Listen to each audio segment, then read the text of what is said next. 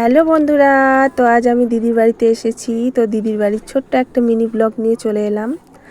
আলাদা করে আর সাজলাম না, ভিডিওটা খুব বড় না, তোমরা দেখতে পারো। এখানে সামনে ঘাটি, এরোপ্লেনের শব্দে ভয়েসটা পরে দিলাম, খুব শব্দ হচ্ছে। আর এখানে দেখো অনেক গাঁদা ফুলের গাছ।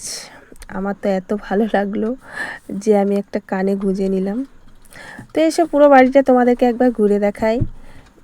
এখানে দেখো কলা গাছে কলা ধরেছে, যদিও এখনও বড় হয়নি। তারপর অনেক গাছও আছে এদের বাড়িতে, জানি না এগুলো কী গাছ, তোমাদের জানা থাকলে বলো।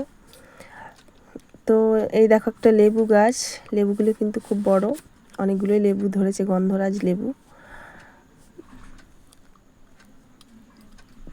তারপর দেখো এটা হরি মন্দির। তো সামনে আরও ফুলের গাছও আছে। এই দেখো একটা গোলাপ ফুলের গাছও আছে, গোলাপটা কিন্তু খুব সুন্দর, তাই না? এই দেখো সামনে থেকে খুব সুন্দর লাগছে। তো আমি একটা সেলফি তুলে নিলাম। আসলে এদের বাড়িতে দেখো দুটো মুরগিও বাঁধা আছে।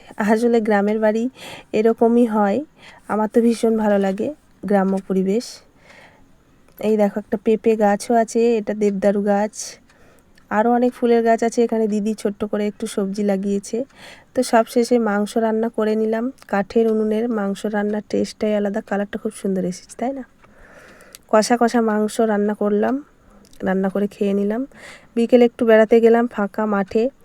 এইরকম প্রাকৃতিক নির্জন পরিবেশে আমার তো খুব ভালো লাগে, একটু সময় কাটিয়ে খুব ভালো লাগলো।